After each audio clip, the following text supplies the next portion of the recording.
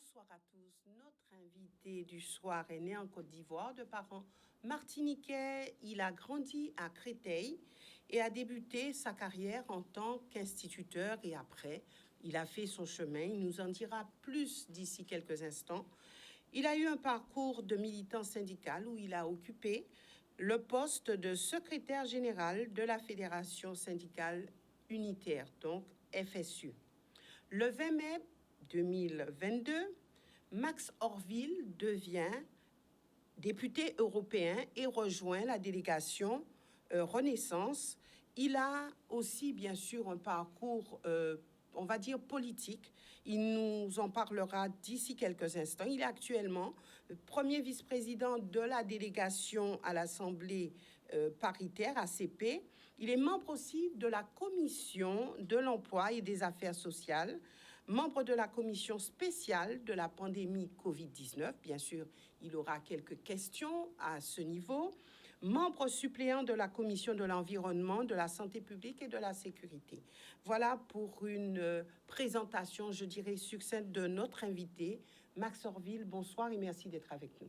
Bonsoir madame, merci à vous de m'inviter et de me permettre de répondre aux questions que vous me poserez et que peut-être certaines ou certains de vos téléspectateurs se posent. En tout cas, je suis ravi d'être avec vous.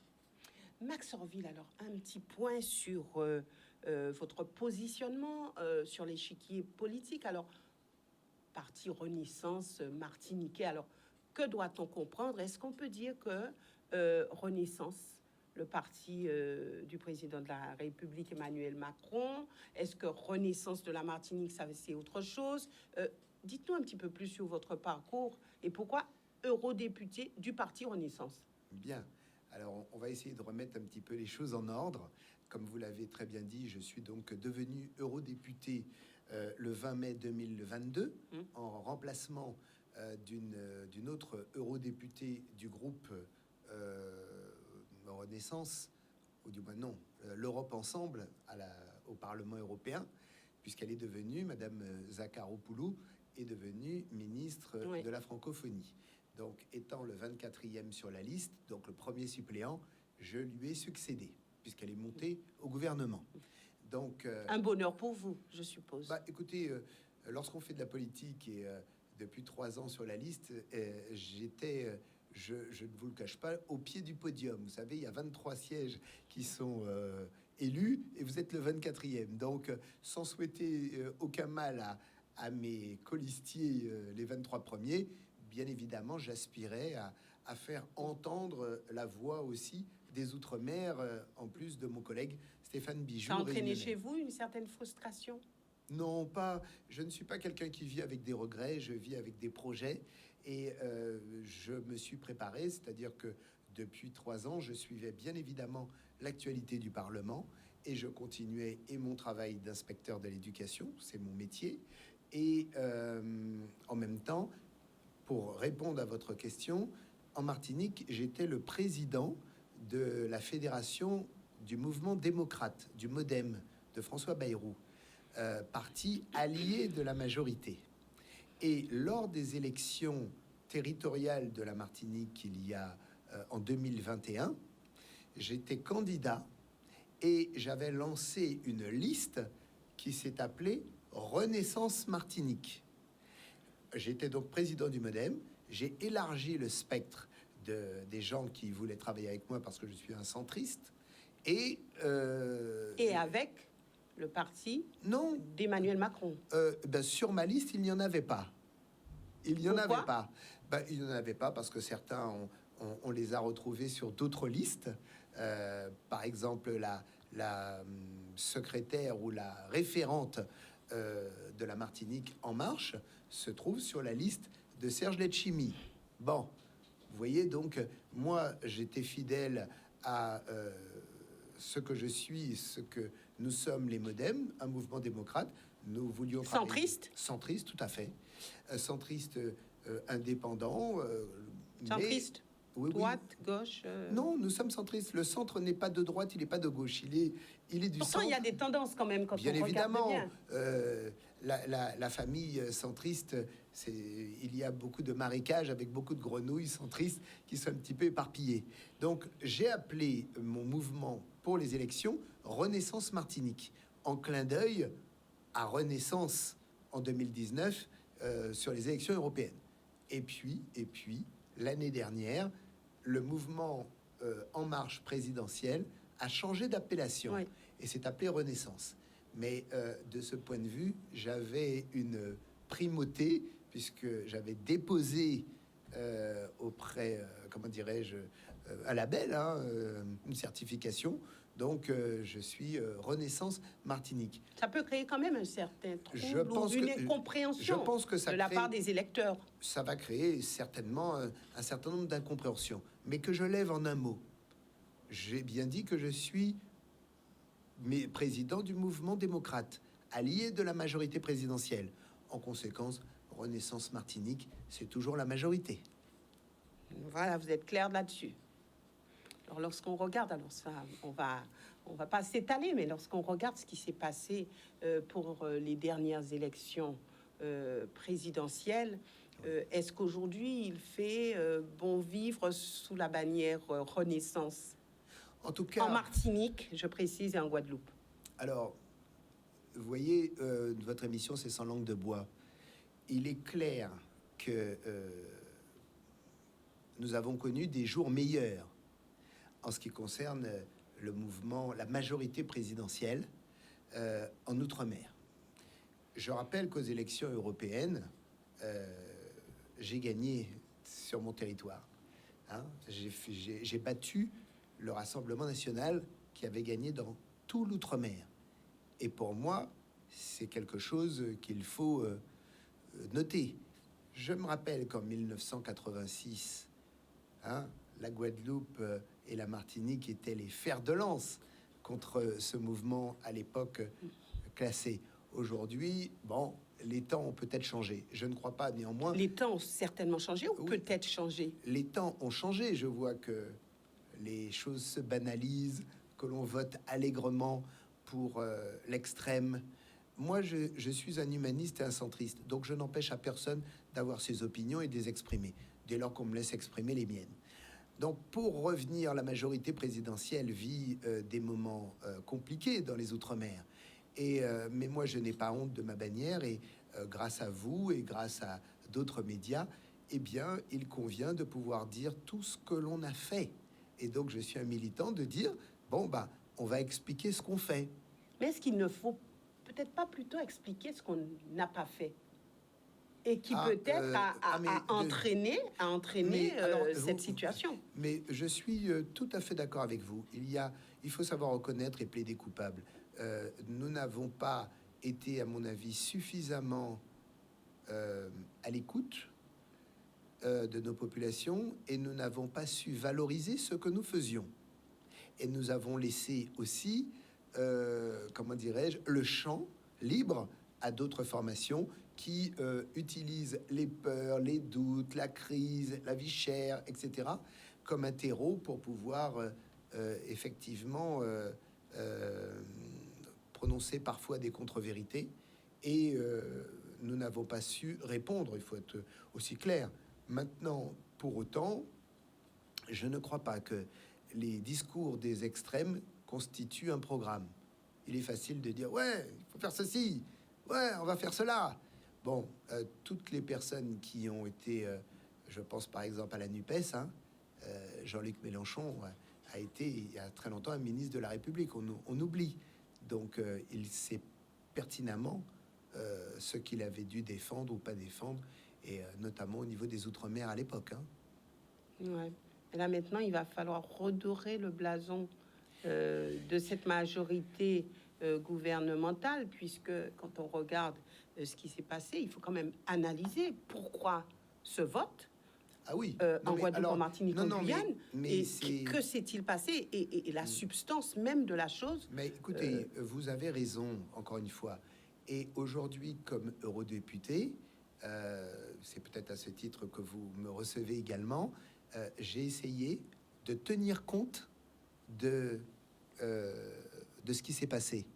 Nous avons aujourd'hui dans les Outre-mer une crise de la vie chère, des seuils de pauvreté qui sont de plus en plus préoccupants, montée de la violence, de l'insécurité, montée du chômage pour les jeunes, bref, un certain nombre de choses.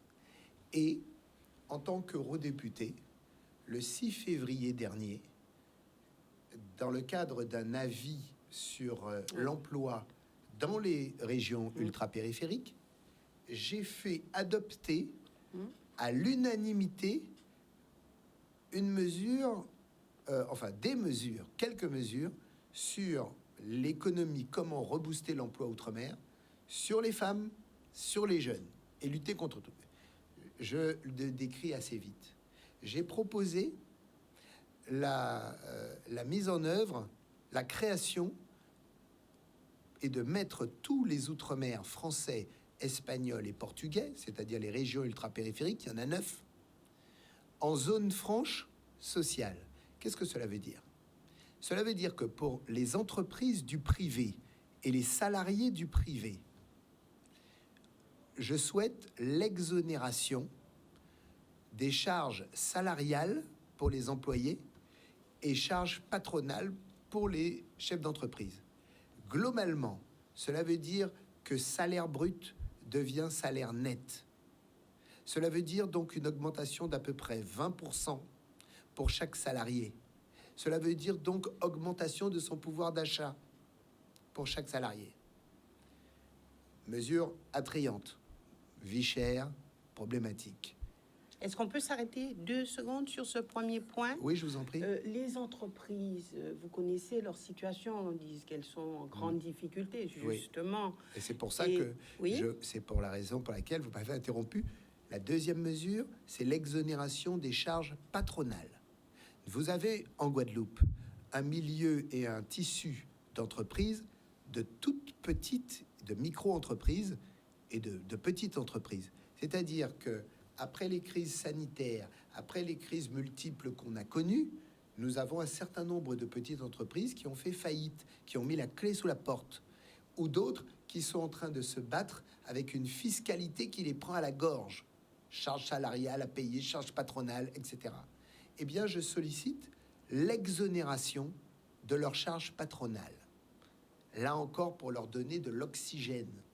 Donc, plus de charges salariales, plus de charges patronales, je redonne une nouvelle respiration à nos entreprises et cela va booster les deux moteurs de la croissance économique, le moteur de l'offre et le moteur de la demande. Qui va supporter tout cela? Eh bien, attendez, je termine, je vais vous le dire. Cela, ça s'appelle une aide d'État. Mais cette aide d'État, je dis, il faut bien être clair. Pourquoi je fais cette proposition en tant qu'employé dans la commission emploi? Parce que je veux que les entreprises embauchent.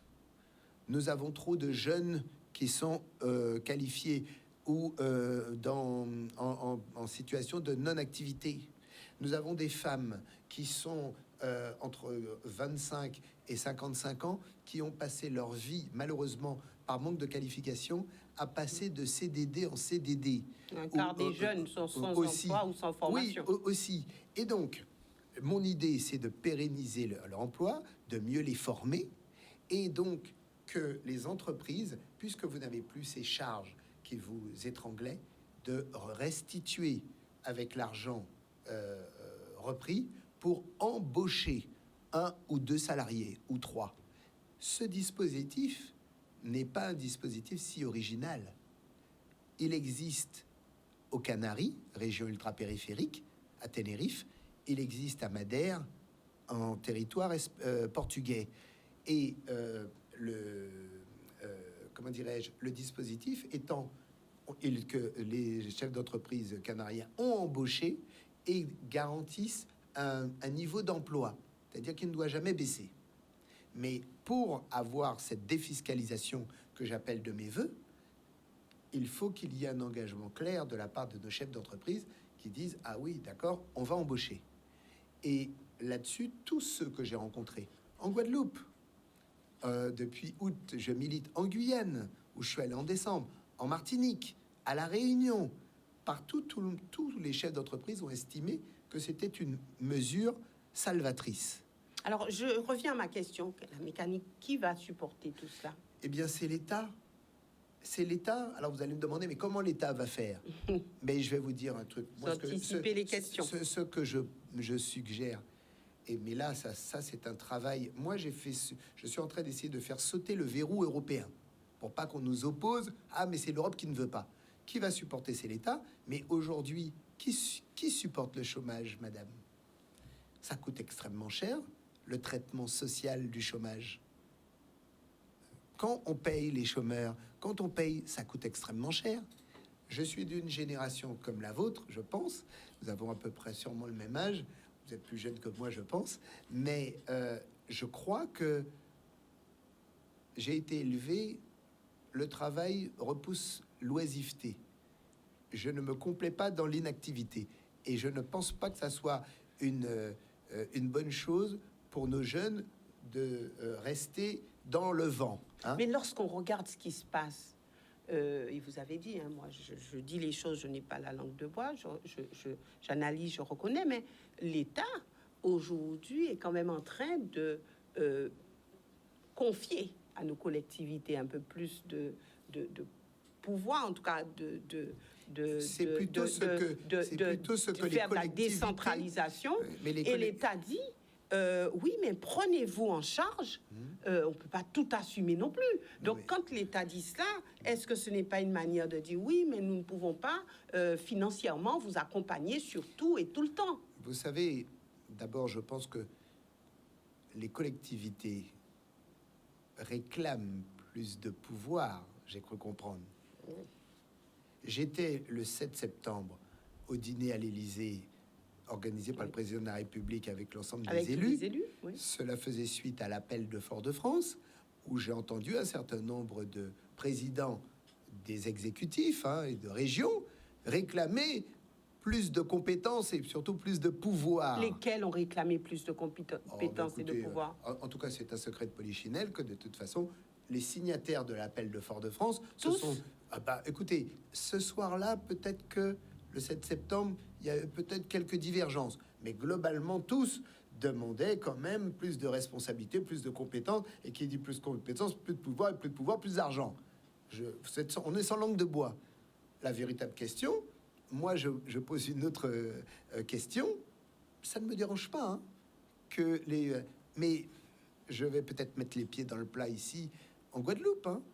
C'est comme en Martinique. La compétence eau, c'était une compétence conférée aux régions. Serge Letchimy s'est exprimé là-dessus. Il n'a pas eu de langue de bois parce qu'il a dit, si je ne peux pas m'occuper des choses chez moi, en tant que responsable, élu, ben, ça ne vaut pas la peine. Mais attendez, Serge Letchimy a dit ce qu'il a dit. Maintenant, moi, je vous parle de la région Guadeloupe. Je parle de la compétence eau. En Guadeloupe. En Guadeloupe. Oui. C'est une compétence, initialement, qui était dévolue à la région. Oui ou non? Il faut qu'on se dise les choses. Or, j'ai cru comprendre, et encore tout à fait récemment, que certains militent pour... il faut redonner cette compétence à l'État. C'est pas moi qui le dis. Et je suis en Guadeloupe. Est-ce que c'est l'État qui le dit? On va reprendre cette compétence? Ce n'est pas l'État qui a demandé à reprendre cette compétence, vous le savez pertinemment. C'est-à-dire que devant un certain échec dans le traitement de l'eau, les coupures, je suis interpellé juste avant mon arrivée par quelqu'un qui me dit, mais il y a une eurodéputée guadeloupéenne, ma collègue Pierre Bacas, qui réclame un retour de cette compétence à l'État.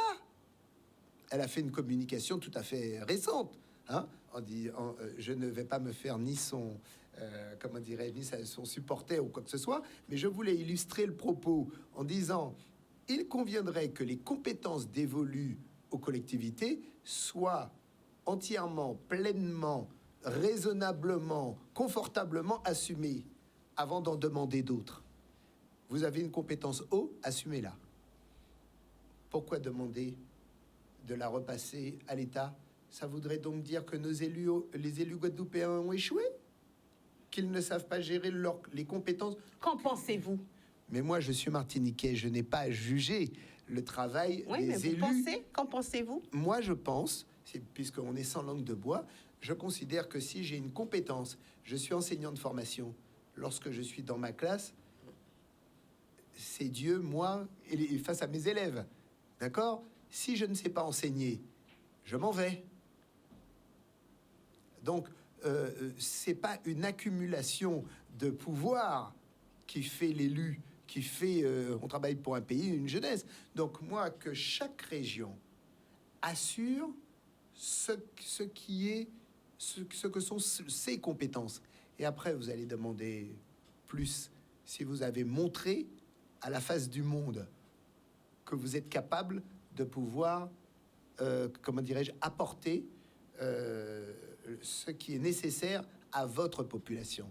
Prenons un autre sujet Si vous sur voulez. lequel vous vous êtes penché, l'utilisation des fonds européens. Oui. Donc, vous avez dit, je viens en Guadeloupe pour rencontrer les élus Oui. et quelque part, je vais dire les choses, leur donner la ligne pour bien utiliser les fonds européens. Non, je ne viens pas en donneur de leçons. Je ne suis pas un compétiteur. Je suis un député européen. Ma circonscription, c'est l'outre-mer. Donc, je dois travailler avec les élus de quelque bord qu'ils soient. En tant qu'eurodéputé, je dois m'assurer, et ma volonté, c'est que les fonds européens, qui sont des fonds disponibles, je dirais par exemple pour la Guadeloupe, les fonds pour la Guadeloupe, globalement, c'est à peu près de 1 milliard d'euros sur 7 ans. J'ai dit 1 milliard, c'est un petit peu moins, oui, mais quand on met bout à bout un certain nombre de choses. Compte tenu de l'état de nos territoires, de nos développements, ou quelquefois de notre sous-développement, je considère, et je suis attentif et vigilant, je l'ai dit en Martinique, ça n'a pas fait plaisir, je vais le dire en Guadeloupe, ça ne va pas encore faire plaisir. Et je l'ai déjà dit en Guyane, je considère que si on vous donne, madame, pour votre télé, 10 millions d'euros... On aimerait bien. Bien. Vous n'allez pas me dire, je ne vais pas les utiliser, ou je vais les utiliser... 1 million, ça va, tant pis pour les 9. Eh bien, écoutez, si je vous donne 1 milliard, utilisez-les. Utilisez-les pour que la Guadeloupe se développe. Utilisez-les pour que les chefs d'entreprise de la Guadeloupe en bénéficient réellement. Or, aujourd'hui, les fonds européens structurels, FEDER, POSEI, FSE, c'est-à-dire que l'emploi notamment, et d'autres fonds structurels doivent être utilisés, j'ai envie de dire, au rasoir. Aujourd'hui, ils sont sous-utilisés ou pas du tout utilisés? Ils sont... Alors, je vais vous expliquer ça clairement. Pour la période qui s'est achevée en 2020, les fonds européens, c'est sur à peu près 6 ou 7 ans, de 2014 à 2020. Mais qui continue, il y a toujours un reliquat sur 3 ans avant de démarrer un nouveau plan. Eh bien oui, ces fonds ne sont pas suffisamment utilisés. Et je veux dire que l'artifice qui consiste à jouer sur le verbe est un peu erroné. C'est-à-dire? Eh bien, bien souvent, les collectivités disent, par exemple, pour tel fonds, le FEADER, le FSE, Fonds social européen, donc pour la question de l'emploi, etc., eh bien, les projets, les fonds sont programmés pour à peu près 96% ou 100% ou 124%. Ah, ils sont super bien utilisés. Pas de bol.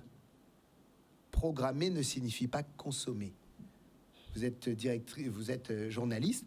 Si je vous dis, madame, je vous mets 10 millions d'euros, vous avez à les utiliser avant la fin de la semaine prochaine. Vous me dire, oh, ça va, j'ai tous les projets, j'ai déjà dépensé pour les 10 millions. Hein. Puis dans une semaine, moi, la facture qui me revient, c'est une facture de 1%. Il n'y a pas un souci?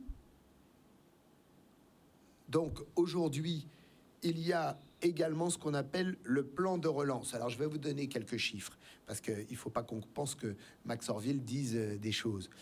Pour la Guadeloupe, par exemple, le FSE, et c'est à peu près 87 millions d'euros. Il est programmé à 97%. Il y a des programmes. La vérité des faits, c'est qu'il est consommé, c'est-à-dire payé, remboursé par la Commission. Aujourd'hui, il est à 22%. Ça veut dire que ces fonds doivent être consommés. Ces fonds doivent être consommés d'ici le 31 décembre 2023. D'ici le 31 décembre 2023, la somme initiale, les 87 millions d'euros, doit être dépensée. Si elle ne l'est pas, cela s'appelle des procédés de dégagement. La Commission européenne les enlève. Et c'est pas comme la chanson, ça s'en va et ça revient. Alors, ça revient qu'est-ce qui se passe réellement? Est-ce un manque de volonté politique? Est-ce une méconnaissance des mécanismes? Quelles sont les raisons? Bon, alors, je vais rassurer. La France, tout entière, a du mal avec les fonds européens. Pourquoi? Alors, c'est de plusieurs ordres. Parfois, c'est la complexité des dossiers administratifs avec toutes les contraintes que demande l'Union européenne. Mais c'est tout à fait normal. C'est de l'argent public des 450 millions d'Européens, des 27 pays de l'Union. Donc, il faut avoir des garanties, etc. Ce que je crois, nous avons demandé et obtenu un certain nombre de simplifications pour les dossiers. Maintenant, on peut encore aller plus loin. La deuxième chose, il faut une ingénierie locale parfaite, c'est-à-dire des employés, des experts, Alors, l'autorité de gestion, c'est le Conseil régional de la Guadeloupe. Je prends comme exemple.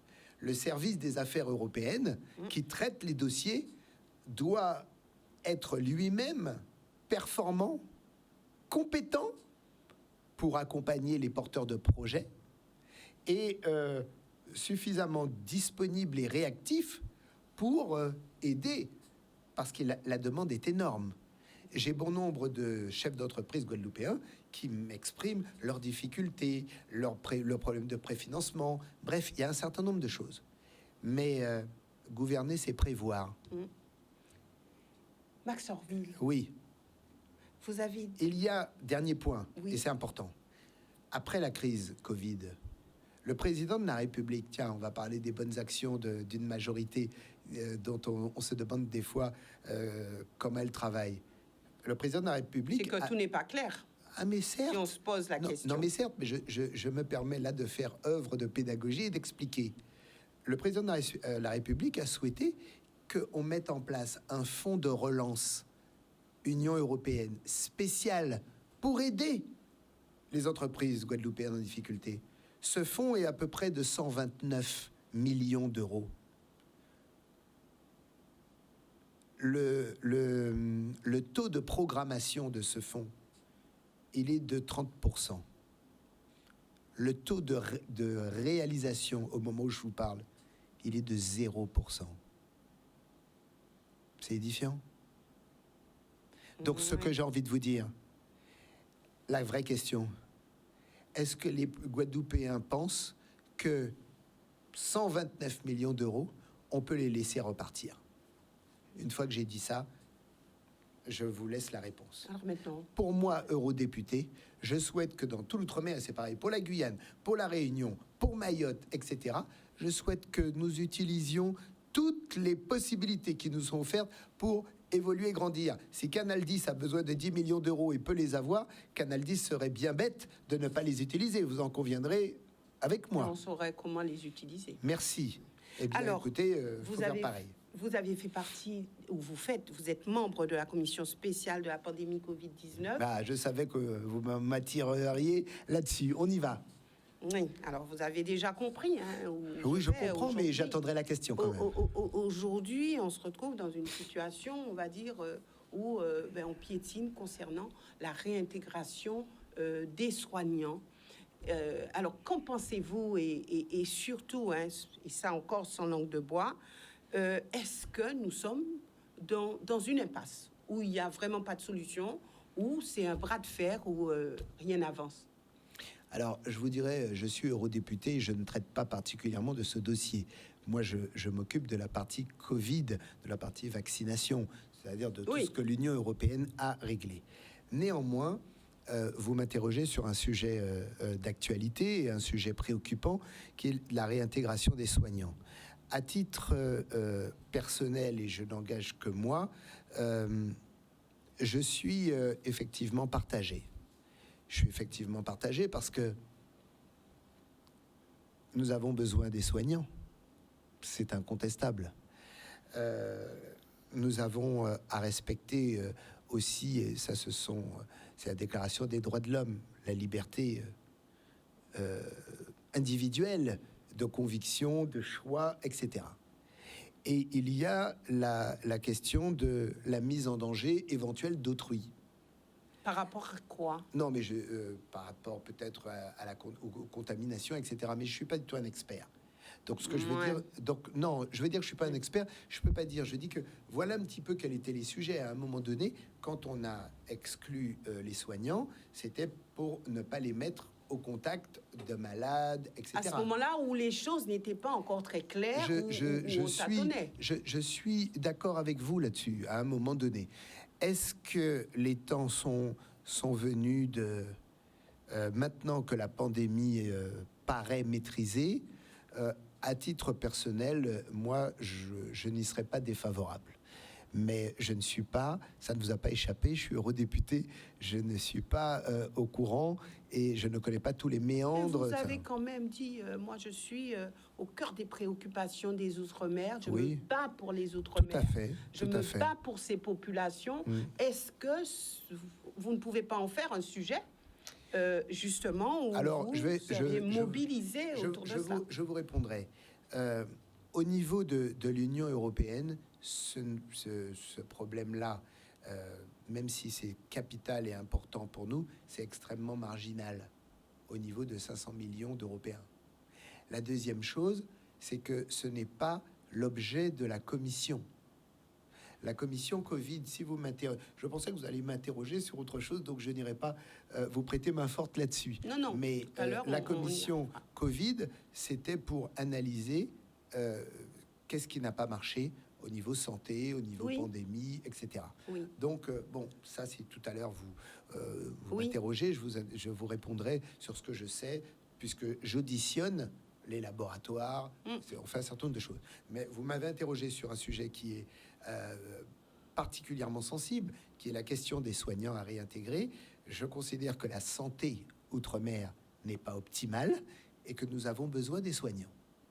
Voilà. Alors moi j'allais encore poursuivre, mais je vais arriver aussi sur votre commission. Est-ce que vous êtes avant tout eurodéputé ou est-ce que vous êtes avant tout martiniquais? Est-ce que vous êtes avant tout alors où vous vous positionnez sur cette question? Je vais vous le dire. Je suis pleinement eurodéputé, originaire de la Martinique, défenseur des Outre-mer.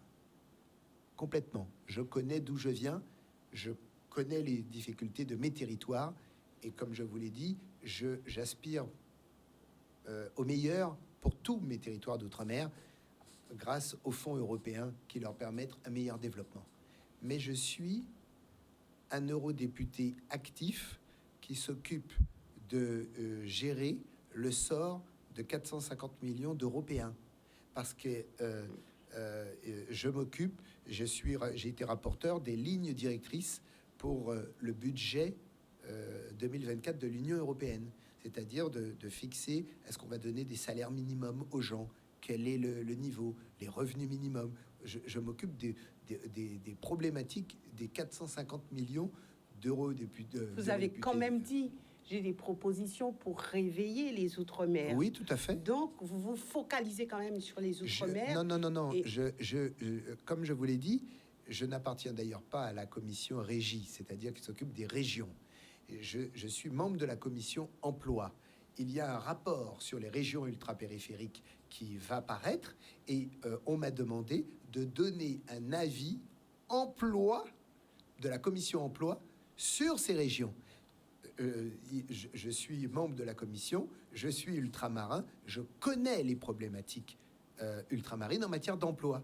Donc c'est la raison pour laquelle je fais des propositions emploi qui sont de nature à réveiller les territoires et à permettre un meilleur développement. Ce meilleur développement, comme j'ai dit, ça passe déjà par une utilisation optimale des fonds européens, ça passe par un dispositif de zone franche qui nous permettrait d'être moins assaillis sur le plan fiscal, de diminuer le taux de pauvreté de nos compatriotes, de permettre à nos jeunes de pouvoir bénéficier des fonds européens. Je parle de la garantie pour la jeunesse qui garantit, comme son nom l'indique, à la jeunesse, en cas de rupture de travail, de pouvoir retrouver soit des stages en alternance ou soit une activité au bout de 4 mois par un certain nombre de dispositifs européens qui ne sont pas mis en avant, qu'on ne connaît pas, parce qu'ils n'ont pas l'information, parce que l'Europe, ici, comme ailleurs dans les Outre-mer, est considérée comme un guichet, et non pas comme des valeurs, un projet de société humaniste et qui veut la paix, la concorde et la solidarité. Ça n'est pas connu. Et ce que je reproche... Et on a affaire à une Europe humaine. Bien évidemment. En tout cas, on se bat tous, les eurodéputés, pour avoir une Europe plus sociale. Plus sociale, ça veut dire qu'elle ne l'est pas forcément. C'est pas qu'elle ne l'était pas. Nous souhaitons toujours qu'elle le soit davantage et qu'elle soit davantage connue. Parce que je vais vous donner un exemple qui m'a chagriné. En janvier, je me suis aperçu qu'il y a un programme qui s'adressait aux artistes, un programme Europe. 6000 artistes étaient réclamés au niveau de l'Union européenne. Et Dieu sait que la Guadeloupe a des artistes, et des artistes brillants, des artistes qui sont mal, des artistes qui mériteraient de faire connaître leur talent, de pouvoir échanger avec d'autres pays. Eh bien, ce programme a été lancé par l'Union européenne en novembre 2022. Pour des raisons que la raison ignore, les autorités de gestion auraient dû informer la population de l'existence de ce programme pour que les artistes en question, de quelque discipline que ce soit, puissent dire ça m'intéresse, je vais postuler. L'Union européenne paye le voyage, l'Union européenne me met en contact avec mes pairs basques, bretons, etc. et tout, pour avoir une meilleure expérience et pouvoir y participer. Le malheur, c'est que quand on s'en est aperçu, le programme fermait.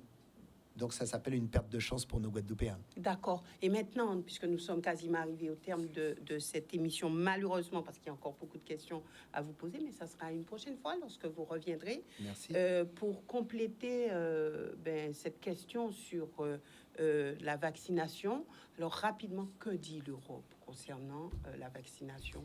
L'Europe, aujourd'hui, au travers de la commission Covid, qui aurait dû déjà s'achever, mais qui a encore un certain nombre d'auditions avant de rendre son rapport final. La vaccination, nous avons auditionné et audité presque la totalité de tous les laboratoires pharmaceutiques, Pfizer, Moderna, Sanofi, Novavax, etc. Et nous les interrogeons, ces spécialistes, à bâton rompu. Et avec un certain nombre de questions aussi. Ça n'a pas marché. Vous n'avez pas dit ceci. C'est pas vrai. Qu'est-ce qu'il en ressort? Il en ressort, pour l'heure, je dis bien pour l'heure, qu'il y a eu des couacs, mais que le ratio, si je puis dire, le ratio entre vie sauvée et dégâts collatéraux, le ratio, c'est qu'on a sauvé quand même davantage de vies. Est-ce que c'est rassurant? C'est pas ça l'objectif d'une vaccination. L'objectif d'une vaccination, c'est de protéger tout le monde et de manière sans difficulté. Pour l'instant, je vous répondrai à ma prochaine venue une fois que j'aurai le rapport. Quels sont ces couacs? Les couacs, c'est qu'il y a eu des effets secondaires après l'administration. À quel niveau?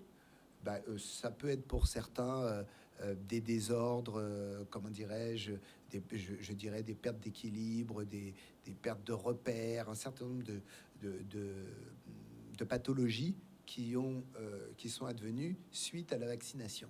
Je ne vais pas vous les détailler là comme ça, mais qui ont pu être plus ou moins handicapants. Est-ce que c'est une généralité? Non. Est-ce que c'est à noter? Oui.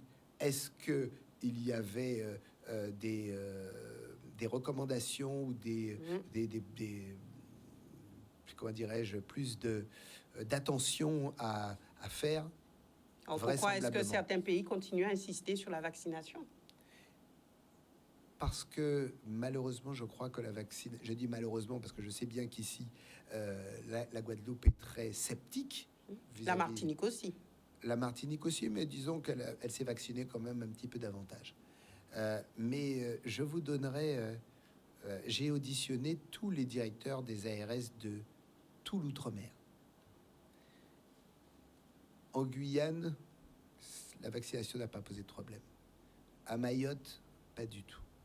À La Réunion, pas du tout. Aux Canaries, pas du tout. Je veux dire... Mais certains pays ont abandonné, ont jeté l'éponge. Pourquoi est-ce que d'autres continuent? Mais écoutez, il y a peut-être certains pays, vous me demandez. Moi, je vous dis, en ce qui concerne l'outre-mer français, les régions ultra-périphériques, seules les Antilles ont été effectivement très dubitatives sur la vaccination. Précurseur, peut-être? Je ne sais pas. J'ai la prudence de celui qui ne sait pas. Et j'entends tout, hein. Donc ne croyez pas que je veux dire que moi, je suis profondément respectueux des uns et des autres. Mais je voulais juste terminer par... je vous disais, j'ai auditionné tous les directeurs des ARS. Et il y a un discours qui concerne la Guadeloupe et qui m'a interpellé d'un directeur de l'hôpital de CHU de Pointe-à-Pitre de l'époque. Vous pouvez le citer. Hein. Je ne me rappelle plus de son nom. Gérard Cotellon. Oui. J'ai échangé avec lui en tant que directeur à l'ARS de La Réunion. Il est toujours tout à fait convaincu que la vaccination aurait sauvé des vies. Et il m'a expliqué un certain nombre de choses. Bon, j'ai échangé avec son successeur. On nous avait dit que les Guadeloupéens étaient très dubitatifs, peut-être à juste titre, concernant les vaccins ARN. On ne connaissait pas. Et depuis, il y a eu un vaccin qui s'appelle Novavax, qui est un vaccin dit de protéines, qui n'est pas avec la même technologie ARN. Hein. Nous aurons l'occasion, Max Orville, maintenant, de toute façon, mais je ne donne pas un point de vue reparler quand vous serez vraiment au fait tout à fait, mais des choses, je suis et en toute transparence. Je suis quelqu'un de très ouvert. Dès lors que vous acceptez que nous échangions et que nous puissions ne pas avoir le même avis, moi, je n'ai pas de difficulté là-dessus. Aujourd'hui, je capitalise sur tout ce que j'entends, surtout assorti des éléments scientifiques que je n'ai pas complètement à jour aujourd'hui. Mais je vous disais, les études montrent que certains pays n'ont pas eu les mêmes réflexes ou les mêmes choses. J'en sais rien. D'accord, Max Orville, donc nous nous reverrons puisque vous venez régulièrement en Guadeloupe, puisqu'il y a encore d'autres questions, d'autres sujets, notamment les jeunes qui ont décroché, les jeunes toxicomanes. Ah oui, il y a encore d'autres sujets à voir ensemble. Donc, à votre prochain retour en Guadeloupe, passage en Guadeloupe. Merci à vous d'être venus. Merci aussi à vous, téléspectateurs, de nous avoir suivis. Nous nous retrouvons donc pour une prochaine émission politique ultérieurement. Merci à vous.